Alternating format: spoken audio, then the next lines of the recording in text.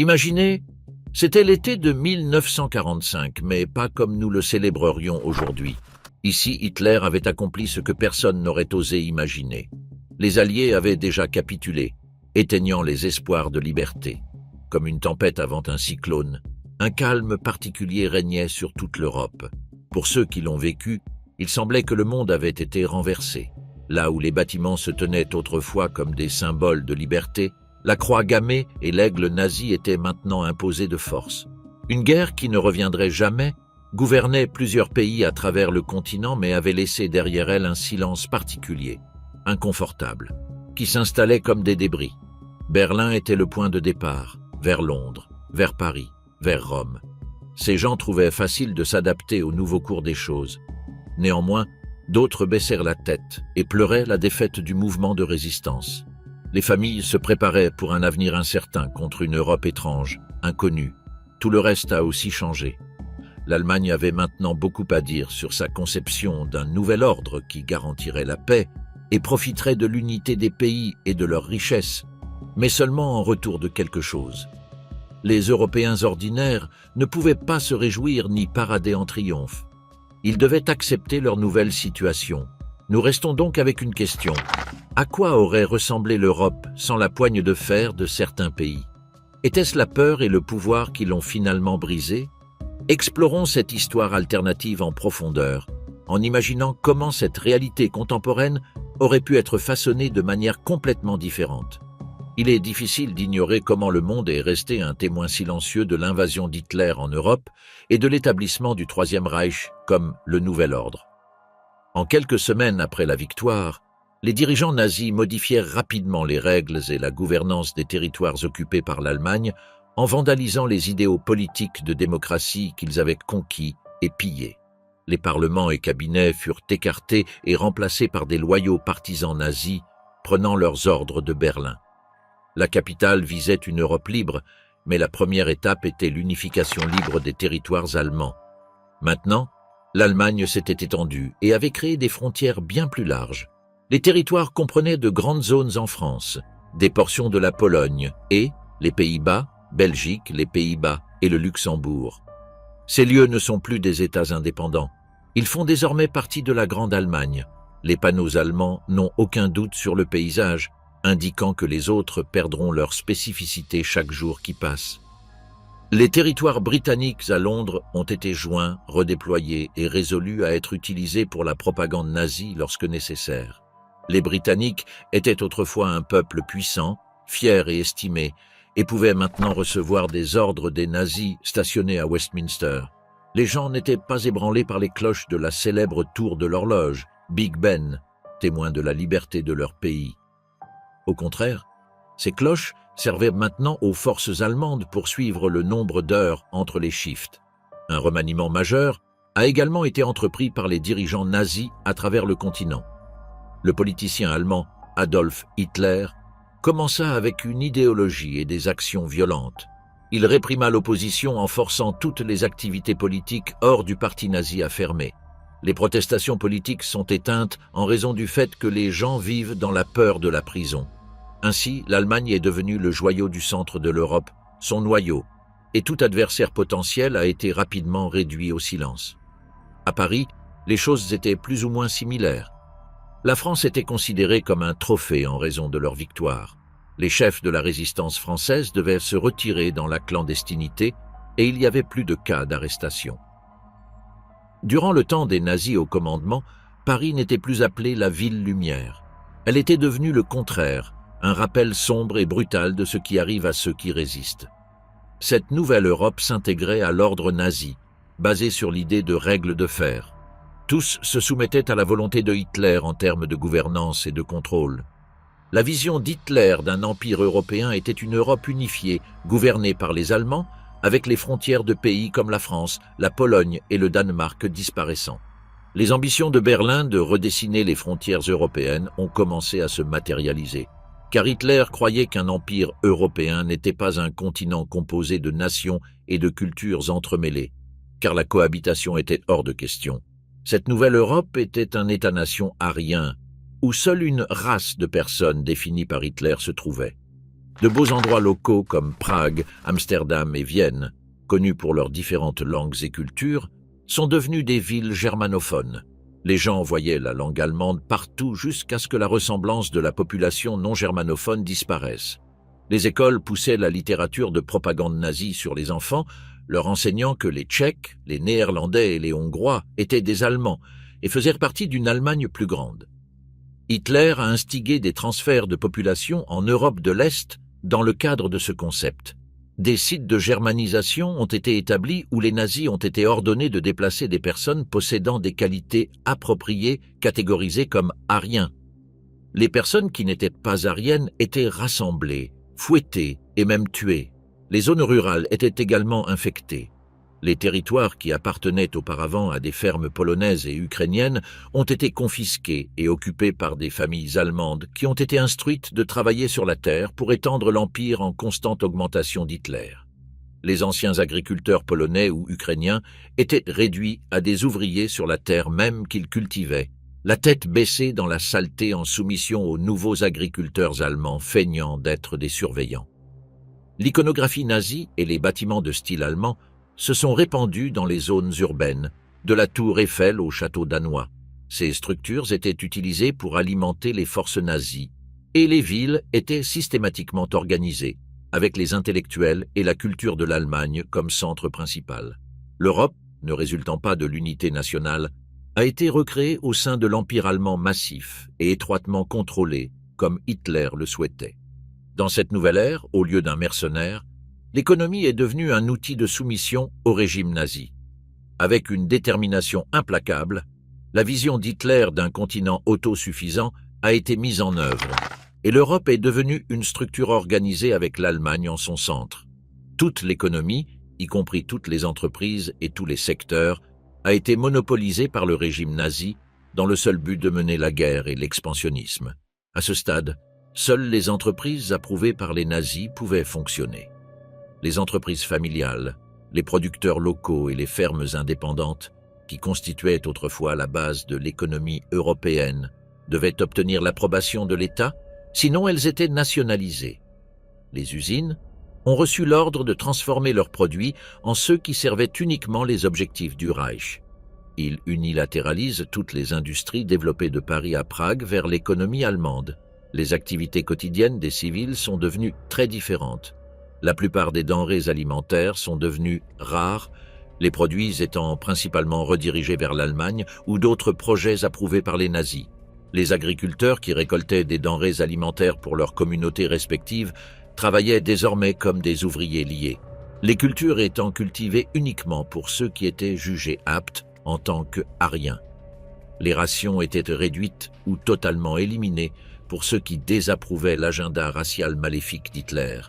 Plus d'usines ont été construites dans des villes comme Essen et des vallées comme la Ruhr. Ces usines ont fusionné des opérations à grande échelle armées de millions de personnes, asservies des territoires conquis. Ces ouvriers, beaucoup venant d'Europe de l'Est, qui étaient traqués comme des chiens, travaillaient dans des conditions épouvantables, produisant des armes, des véhicules et des accessoires pour le Reich sous la menace du terrorisme. Cette main-d'œuvre massive et involontaire représentait le prix horrible de la stratégie économique nazie, qui était dissimulée par la propagande d'une économie allemande unifiée et prospère. Un pouvoir central guidait chaque achat, chaque position et chaque service. La vie était sécurisée et équilibrée autour d'une élite qui déterminait qui prévaudrait et qui lutterait pour survivre. De plus, la Pologne avait été relancée par l'économie européenne et n'était plus basée sur l'expansion ou l'enrichissement. Au contraire, elle tournait autour de la soumission, de l'autorité et de la domination absolue d'une idéologie barbare unique. L'Europe contrôlée par Hitler a transformé la vie quotidienne de manière sans précédent. D'un coin du continent à l'autre, l'attention portée aux activités culturelles, le genre de musique jouée, les types de livres en circulation, même les sujets de conversation, étaient centrale et prise en charge. La culture, l'art et la littérature qui célébraient et représentaient auparavant l'essence même des visions du monde pluriel des peuples européens ont été transformées en une machine de propagande monolithique et sans visage. Überall, la radio du Reich ne servait pas pour les nouvelles de la famille ou de l'étranger, mais pour quelque chose de complètement différent. des programmes parrainés par l'État. Son objectif principal est devenu le porte-parole du parti nazi, qui remplissait les ondes de programmes étroitement scénarisés. La transmission nocturne est devenue un outil qui sermonnait les citoyens avec des histoires préfabriquées des vertus du régime et racontait des histoires d'ennemis.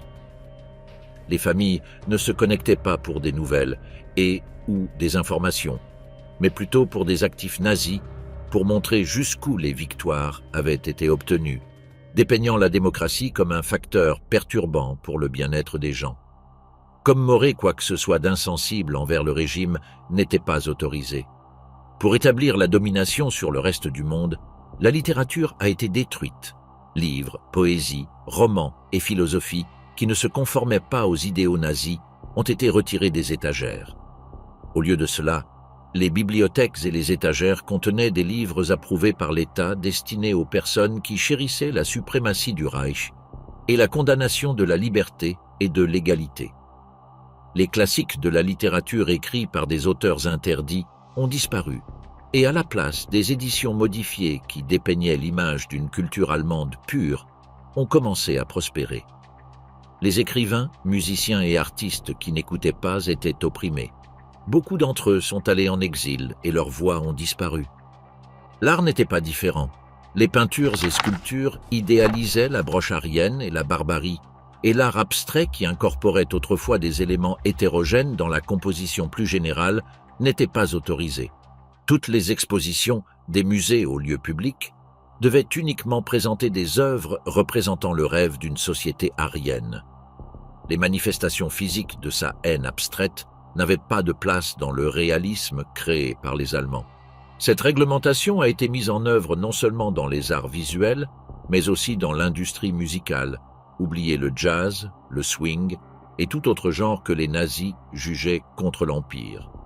La seule musique d'orchestre officielle jouée était celle que les dirigeants et les salles de concert permettaient, qui était constamment remplies des sons de la musique de Bach et de Wagner. Pour l'Européen moyen, cette indépendance personnelle dégradée était une suppression progressive de la culture. Les discussions publiques se faisaient à voix basse, car un ton fort ou mécontent pouvait entraîner de graves conséquences. Les gens apprenaient à garder la tête baissée, à sourire et à éviter les remarques. Le Reich avait en effet réussi à contraindre l'art, la musique et la littérature, contrôlant ce que les gens pensaient et ce qu'ils pouvaient voir. Ainsi, la vie quotidienne pour les membres du Reich était un exercice de soumission. Des programmes de radio aux œuvres d'art sur les murs, partout où les gens regardaient et écoutaient. Ils étaient entourés d'éléments promouvant les idéaux du Reich, augmentant son pouvoir sur les citoyens, un peu silencieux mais contrôlés en tout temps. Après la conquête, les écoles sont devenues des institutions d'oppression où l'apprentissage était contrôlé et dirigé vers l'obéissance aveugle à Hitler. Il était difficile de nier les manuels scolaires qui étaient sous la stricte administration nazie, qui regardaient les choses à travers un prisme contrôlé de la suprématie allemande glorifiée. Les enfants faisaient partie de ce système éducatif très strict dès leur plus jeune âge. Les leçons d'histoire ne faisaient que louer les victoires allemandes et les champions aryens, principalement Hitler et ses généraux. Les pages dédiées aux grands hommes, comme Jules César et Charlemagne, étaient modifiées pour que leurs personnages respectifs correspondent aux normes nazies. Cela forgeait un récit qui plaçait subtilement la lignée allemande comme les successeurs légitimes de la civilisation européenne. Dans le passé, les cours de sciences cherchaient toujours quelque chose qui s'améliorait un peu. Selon les manuels de biologie, les étudiants créaient une fantaisie de leur vision du monde antagoniste envers la race. Les gens sont divisés équitablement sur leur apparence et regardent avec condescendance les autres, en dehors du look aryen parfait. Les théories de Darwin étaient abusées dans les sciences sociales pour transformer le conflit de la vie en signifiant la survie du plus apte, ce qui permettait à d'autres races d'être perçues comme supérieures. Cela signifie que les jeunes enfants ont été façonnés et élevés avec de tels mensonges et ont été formés à suivre de tels préjugés comme s'ils étaient la vérité. L'éducation physique a également été transformée. Les garçons devaient développer des capacités pour remplir des fonctions dans la Wehrmacht et les filles étaient censées jouer des rôles de soutien. Les garçons et les filles étaient formés et enseignés en utilisant des exercices pratiques orientés vers le combat et de longue durée. Aussi longtemps que l'on puisse se souvenir, Les enfants étaient enseignés des valeurs qui dépeignaient la force et l'endurance comme des attributs spéciaux d'une espèce supérieure. Le régime nazi ne considérait pas l'écriture et l'art comme des méthodes que les gens utilisent pour s'exprimer à l'école. Au lieu de cela, il lisait des textes complets et beaux de jeunes étudiants d'auteurs tels que Shakespeare et Goethe. Dans les devoirs d'art, les étudiants créaient des affiches de Hitler. Les facultés étaient instruites de corriger toute inventivité des enfants qui ne correspondait pas aux normes de l'État. Cela faisait que les enfants associaient l'art à l'obéissance aux règles et n'avaient même pas à penser à eux-mêmes. Ce système a élevé une génération qui se voyait plus comme des rouages dans une grande roue, comme des esclaves. Ils étaient montrés comment se conformer, se taire et aligner leurs rêves sur les rêves du Reich. Hitler exigeait que l'éducation soit contrôlée non seulement dans le présent, mais aussi dans le futur. Il souhaitait s'assurer qu'il contrôlerait les esprits des apprenants qui étaient des serviteurs formés sans leurs esprits. Ainsi, dans l'Europe nazie, ces institutions et l'école sont devenues des lieux où les gens allaient découvrir la vertu du silence et de l'obéissance. Alors que les nazis prenaient le contrôle de chaque pays, ville et institution, la question restait: la résistance pouvait-elle rester vivante dans un environnement aussi hostile? La défiance en Allemagne nazie était forte, avec des femmes et des hommes formant des réseaux secrets dans des zones contrôlées, se rencontrant dans des grottes ou des bois et communiquant en code. D'anciens soldats, des citoyens désillusionnés, des chefs religieux et des adolescents mettaient leur vie en jeu pour protester contre le gouvernement nazi. Ils créèrent également de faux papiers, révélant les crimes du régime, malgré la surveillance, en sauvegardant leurs courts messages et leurs mots prudents. Les nazis savaient comment ce genre de résistance viendrait et réagissaient avec une force écrasante. Ils faisaient en sorte qu'il y ait toujours des policiers cruels et efficaces dans l'ombre. La Gestapo, les espions SS et les sources locales dans les villes trouvaient les groupes de résistance avant qu'ils ne deviennent plus forts. Les gens étaient méfiants de chaque mot, regard et réunion tardive. Ceux qui étaient pris avec des matériaux de résistance ou simplement traînant avec des personnes considérées comme membres étaient attrapés, sans audience, et souvent disparaissaient sans laisser de traces. La défiance a coûté la vie à beaucoup de gens. Les personnes combattant dans la résistance étaient brutalement réprimées à Varsovie. Beaucoup de soldats nazis parcouraient les rues de la ville en battant les gens et en empêchant les gens de se lever. La résistance polonaise était forte cependant. Un système complexe de tunnels et de lieux sûrs fonctionnait, mais ces rebelles donnaient également des informations aux Alliés, perturbaient les lignes d'approvisionnement nazis, peignaient des X sur les murs et réalisaient des actes symboliques de résistance. Ils moururent souvent pour leur bravoure. En France, certains membres de la résistance française étaient enrôlés pour combattre dans des conditions difficiles. Une fois une armée forte, ils étaient morts, leurs dirigeants étaient tués ou capturés. Chaque coin de rue affichait des panneaux de propagande nazie. Même avec ces problèmes, la résistance française travaillait en petits groupes en secret, frappant où ils pouvaient sans être remarqués. S'ils étaient pris, ils étaient certains de mourir. En Europe, les mouvements de résistance ont également grandi à partir de groupes qui ne semblaient pas aller ensemble. Les ennemis des nazis comprenaient des prêtres, des enseignants et des commerçants, tous combattant les nazis. Lorsque le gouvernement poursuivait des gens, il les cachait dans des églises, des greniers et des bâtiments vides. Il mettait en place des réseaux de passeurs. Ces personnes sauvèrent des vies, planifiaient des chemins d'évasion et échangeaient de faux documents dans ces lieux cachés et sûrs. Les nazis devenaient de plus en plus forts au fil des ans. Se battre inspirerait les autres et ils travaillaient dur pour éliminer ce réseau. Les partisans connus étaient humiliés, mis en exposition ou tués pour effrayer les gens. Les choses étaient vraiment mauvaises, donc ils devaient le garder encore plus secret. Les discussions devenaient de plus en plus rares et les codes devenaient plus courts et plus complexes. À Paris, les agents diffusaient le mot par une lumière, une marque de craie sur un mur, un mot chuchoté doucement. Les forces rebelles étaient toujours en mouvement, même si les choses étaient difficiles. Ils combattèrent le Reich, mais le Reich les réprimait. Ils étaient eux-mêmes des images d'espoir pour les gens qui ressentaient le besoin d'être libres. Même s'ils devaient se cacher et être silencieux dans cette Europe alternative, ces braves personnes montraient que la domination nazie ne pouvait jamais détruire complètement une force. Se battre, même si les chances ne semblaient pas possibles, pour un avenir qui pourrait ne jamais être. La résistance ici n'était pas de la colère, c'était comment l'esprit pouvait rester vivant. Le Reich était si fort qu'il ne pouvait jamais étouffer les voix des gens qui ne voulaient pas abandonner, peu importe à quel point les choses étaient mauvaises. La vie s'est retournée en Europe sous un masque de surveillance invisible et impénétrable. Partout était une scène, et chaque jour était une répétition, donc personne ne remarquait que vous étiez suspect. En vivant dans le Reich, les gens savaient tout ce qui les entourait, et un seul mot ou un regard suffisait pour avoir des résultats terribles. La peur et la familiarité ont été utilisées pour contrôler les gens par le gouvernement nazi, mieux que n'importe quel autre gouvernement ne l'a fait. La Gestapo, la police secrète d'Hitler, est entrée dans chaque village et ville. Peu importe si vous êtes aussi rouge qu'un camion de pompiers ou aussi pâle qu'un drap, n'importe qui pouvait être un espion. Cela ne faisait que s'améliorer parce que la loyauté n'était pas seulement attendue, elle était exigée. Personne n'osait montrer même la moindre suggestion de déloyauté. Mais les familles surveillaient d'autres familles, et les amis surveillaient d'autres amis, prêts à signaler tout comportement non patriotique. La vie privée n'existait plus pour les gens ordinaires. Les nazis pouvaient avoir entendu toutes les conversations et discussions, des mots vagues et des critiques de tout gouvernement, même chez eux. Les gens ont appris à utiliser et à éviter le moindre indice de la moindre critique du gouvernement. Deuxièmement, la cuisine et le salon n'étaient plus des espaces ouverts et privés et n'étaient plus le centre de la vie familiale. Au lieu de cela, les réunions de famille étaient maintenant des événements mis en scène où les gens parlaient de thèmes sûrs et approuvés par l'État. Même les enfants étaient contrôlés par cette méthode.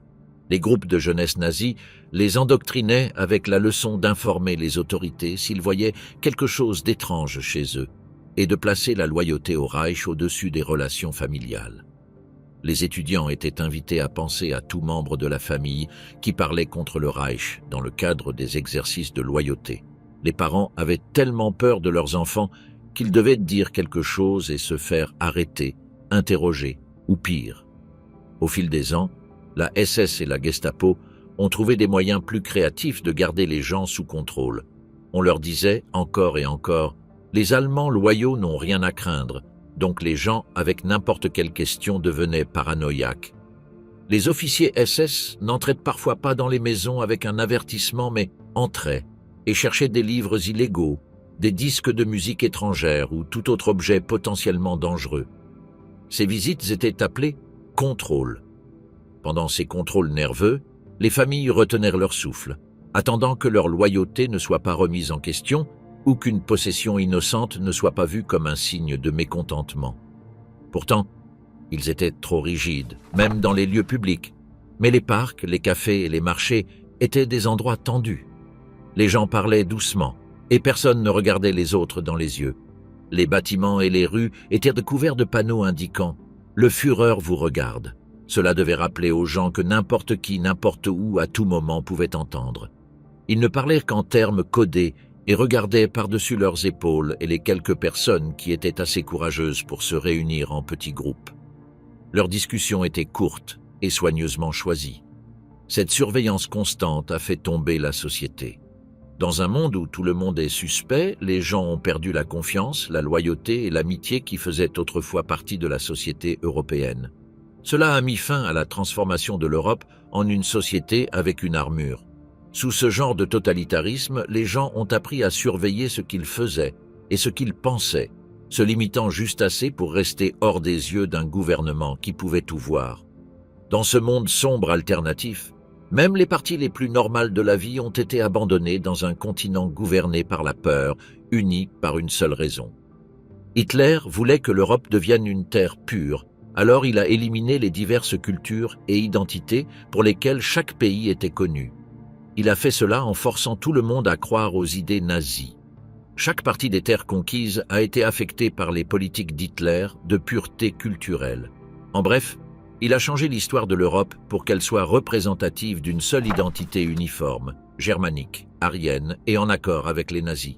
Ce n'était pas une simple prise de pouvoir politique. C'était une prise organisée de la vie de l'âme du continent. Dès le début, le Reich voulait se débarrasser des morceaux de la société européenne. Les Juifs, les Roms et les Slaves ont été systématiquement poussés au pôle. Le Reich avait tué les zones juives autrefois pleines de rituels, de musique et de langue, les transformant en usines et bureaux gouvernementaux, ou les laissant simplement tomber en ruine comme un avertissement de la puissance du Reich. Varsovie, Vienne et Paris avaient toutes des communautés animées qui étaient maintenant des ruines effrayantes. Ils persécutaient les personnes suivant d'autres religions, parlant des langues minoritaires et conservant leurs traditions. Le gouvernement nazi avait une stratégie appelée regermanisation, qui impliquait que les gens devaient changer leur nom en allemand, parler uniquement l'allemand et n'embrasser que les traditions approuvées par les nazis. Hitler voulait que tout le monde soit pareil. Par conséquent, les festivités, danses et fêtes célébrées dans le passé n'étaient pas autorisées. La culture slave n'est plus entendue dans les lieux publics comme Budapest et Bucarest. Ils sont prêts à être diversifiés dans la musique romaine. Les chansons et les histoires étaient le sang de ces villages. Maintenant, c'était silencieux. Ils ont même pris l'art et les bâtiments et les ont utilisés pour transformer les gens en assemblages. Les peintures, statues et objets européens ont été enlevés et remplacés par des pièces vénérant le pouvoir arien et germanique. Ce sont les œuvres les plus célèbres du Louvre qui avaient été enlevées ou brûlées. Elles ont été emportées avec des chefs-d'œuvre d'artistes en dehors de l'Europe. Ils connaissaient le musée comme un signe de la culture mondiale et ressentaient leur perte. Cela a entraîné la reconstruction des bâtiments pour refléter l'apparence sévère et uniforme des nazis. Mais ces façades austères et imposantes ont été transformées en monuments du Reich en modifiant ou en détruisant les grandes églises et autres sites historiques. Et même les parties les plus privées de la personnalité d'une personne ont été effacées dans la nouvelle Europe d'Hitler. Les gens devaient avoir une apparence et un comportement conformes aux idées aryennes. Le gouvernement nazi a déplacé le style des cheveux, des yeux et de la forme du visage, et les gens devaient adhérer à des exigences de beauté très strictes. Les personnes ayant des traits physiques non ariens étaient méfiées, et celles qui ne répondaient pas à ces normes étaient envoyées en traitement correctif ou laissées seules. Cela a produit une société sauvage dans laquelle être différent était mauvais, et la large gamme d'identités personnelles a été abandonnée pour une unité tranchante de similitude. Du côté de la nourriture, même cela a été standardisé. Surtout quelque chose qui est une si grande partie de l'expression nationale. Les dirigeants nazis ont défini ce qui était de la nourriture acceptable et sur cette base, ont choisi des produits de base allemands plutôt que des plats régionaux. La nourriture approuvée par le gouvernement était ennuyeuse. En période de crise, les étagères des magasins voyaient des nouilles italiennes, des desserts français et des soupes d'Europe de l'Est, ou l'équivalent international de ceux-ci retirés et remplacés. Les gens essayèrent d'être plus comme tout le monde, mais les goûts locaux et les pratiques culinaires disparaissaient. Par exemple, les cafés ont cessé de servir des croissants et les trattorias ont cessé de faire des pâtes en Italie. Les règles strictes de l'Europe nazie leur ont permis d'effacer les identités qui avaient donné au continent le statut de mosaïque de nation. Les langues et les accents ont disparu. Les villes du monde entier ont commencé à se ressembler. Pour cette raison, les enfants n'apprenaient que cette version de l'histoire approuvée par les nazis, et non les coutumes et les histoires qui formaient leur arrière-plan. Cette Europe pure n'était pas synonyme de liberté d'expression ou de reconnaissance des nombreuses identités qu'il avait autrefois définies. La culture était devenue soit un signe de vie à célébrer, soit d'asservissement. Cela signifiait qu'il n'y aurait jamais de couleur, jamais de choix, et pas d'histoire pour la prochaine génération à grandir. La promesse de paix d'Hitler en Europe n'était rien de plus qu'un rêve. Avec cela, Hitler a rapidement rapproché le reste de l'Europe de celle qui ne connaîtrait jamais la paix. Ici, la vie est toujours sur le fil du rasoir. Il croyait que la seule façon de garantir la sécurité de tout le monde était de se battre. La paix n'était jamais censée mettre fin aux guerres. La paix était une pause temporaire dans un cycle de préparation continue pour la prochaine guerre. Le gouvernement nazi devait être constamment en état de vigilance. Hitler croyait que la sécurité de l'Europe était instable et pouvait se briser à tout moment. Il pensait toujours aux ennemis, principalement l'Union soviétique, car il y avait des menaces morales et des menaces militaires. Maintenant, tout le continent, après avoir été reconstruit par les nazis, était mis en état de préparation pour une guerre qui n'était jamais réellement appelée par son nom, mais qui semblait toujours imminente, souvent Les usines européennes travaillaient sans arrêt pour fabriquer des armes, des voitures et des fournitures. Selon les règles du régime, le gouvernement prenait le contrôle des entreprises et cessait de les utiliser à des fins privées. Ces usines se transformaient en châteaux de production réels fonctionnant tout le temps. Les travailleurs faisaient des travaux durs et répétitifs qui étaient très fatigants, car ils répondaient à la demande incessante d'armes et de munitions. Ce qui avait été des usines en temps de paix fabriquait maintenant des chars au lieu de tracteurs et des avions à réaction au lieu de voitures. Alors que l'argent affluait dans ce développement sans fin, il n'y avait pas d'argent pour nourrir les vraies personnes, fournir des vêtements ou remplir des emplois subalternes. Tout le monde commençait à partager tout, de la nourriture aux vêtements. Cela visait à aider les objectifs de guerre du Reich. Les écoles sont devenues des lieux où les futurs combattants et commandants pouvaient apprendre à se battre. Les stratégies militaires, la loyauté envers l'État et la résistance physique étaient plus prisées que les matières académiques. Les compétences de base en combat étaient enseignées aux petits garçons. Ils apprenaient ces leçons, maniement des armes, discipline et survie. Ils n'étudiaient pas la littérature ou la philosophie, ils lisaient l'histoire militaire. Ils apprenaient à quel point la politique nazie était meilleure, et tout ce qu'ils apprenaient, c'était les victoires ariennes. Il y avait une raison pour laquelle ils formaient aussi les filles. Elles apprenaient à aider les troupes sur le terrain, à soigner les hommes blessés et à s'assurer que les futurs soldats seraient forts. Le gouvernement ne laisserait pas cette machine s'arrêter. Ils alimentaient une peur de l'attaque, surtout de l'Est. La propagande montrait l'Union soviétique comme un ennemi toujours menaçant et prêt à frapper à tout moment. Les forces soviétiques étaient dépeintes comme des monstres effrayants, et les gens étaient avertis d'être prudents car elles représentaient une menace pour la sécurité du Reich selon les affiches. Hitler convainquait les gens de penser exactement comme il le voulait pour aucune autre raison que de rendre tout le monde paranoïaque. Vivre dans un monde en guerre était normal, la vie devait être ajustée quotidiennement et les règles devaient être suivies. Les lieux de travail étaient pour les hommes, le travail de soutien pour les femmes, et les troupes étaient formées pour les enfants. Pendant l'effort de guerre, des familles entières aidaient directement ou indirectement. Les ressources étaient rares puisque le Reich priorisait les besoins militaires sur tout le reste. Les gens n'avaient pas de temps pour les frivolités. Mais on disait aux gens que l'honneur existait toujours et que c'était un petit prix à payer pour être en sécurité dans le Reich, alors qu'ils n'étaient que des pièces d'appareil pour maintenir le combat. Cette paix dure avait un effet de distanciation, et les Européens mettaient la vie à distance. Pendant le temps de travail du gouvernement, qui était fixé pour la guerre, leurs propres objectifs, aspirations et rêves étaient mis de côté. Ils n'étaient pas tous des chemins vers un avenir meilleur. Ils revenaient tous dans le combat. Dans cette vision horrible de l'histoire, la paix n'était pas un repos de la guerre, mais une spirale sans fin dans le militaire. Après que les nazis aient quitté le pouvoir, l'Europe n'était plus du tout comme le continent animé et cosmopolite qu'elle avait été. La domination du Reich pendant tant d'années a changé l'Europe à jamais, déformant son identité, sa culture et ses valeurs avec la peur, les abus et la monotonie. Lorsqu'un pays est sous domination nazie, les pays commencent à perdre les singularités de leur pays et à se ressembler de plus en plus. Ce sont les seules valeurs connues des enfants nés dans ce monde. Ces personnes n'avaient jamais entendu parler d'individualité, de variété ou de liberté d'expression. Pour un gars qui voulait déployer ses ailes, la Terre possédait soudainement une identité répressive.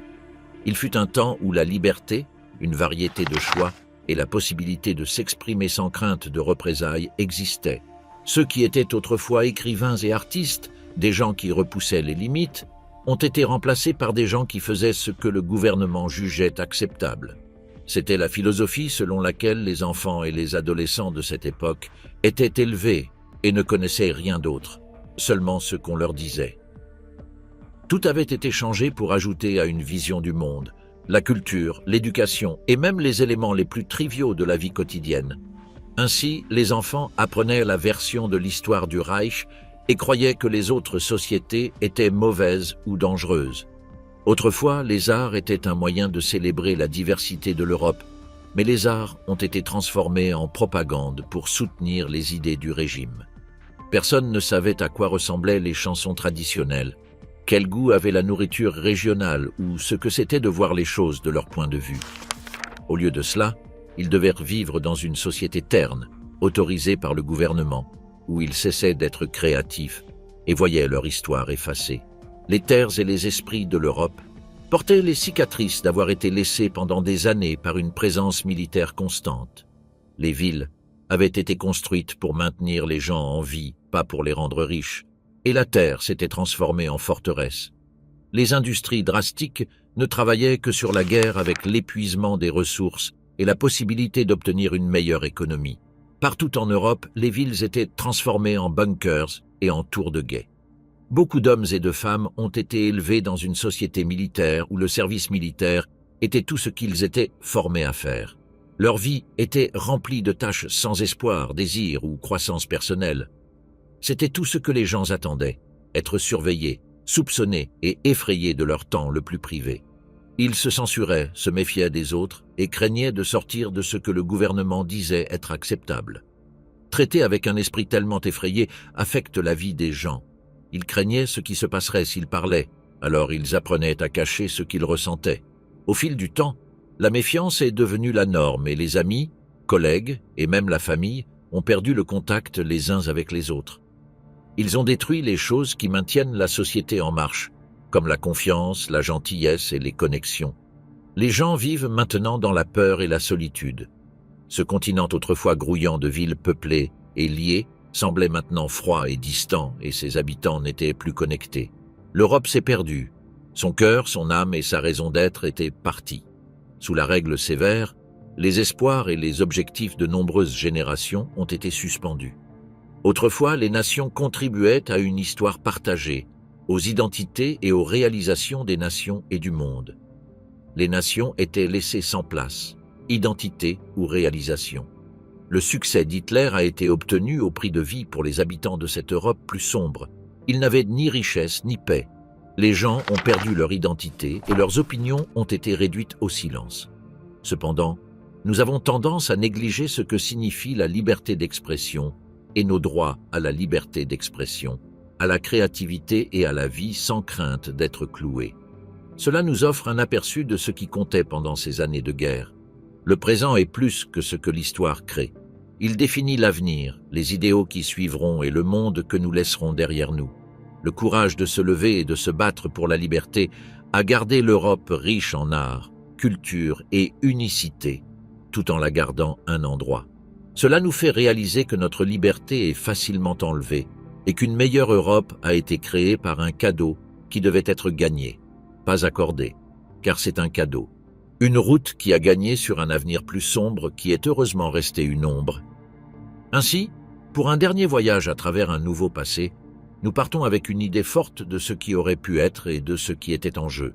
Dans cette Europe imaginée, autrefois chargée de cultures riches, de coutumes et de fortes croyances, la terre a été effacée et remplacée par une monotonie brutale. C'était un monde où l'on valorisait le contrôle plutôt que la liberté et où les différences étaient des défauts, pas des forces. Penser à ce passé alternatif nous fait mieux apprécier les libertés et les différences qui définissent le monde d'aujourd'hui.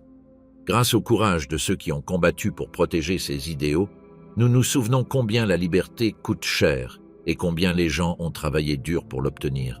Ensemble, ils ont combattu pour l'Europe en tant qu'endroit où les différences étaient valorisées, la créativité était cultivée et chacun de nous avait une valeur égale. Sinon, nous ne connaîtrions peut-être pas cette Europe.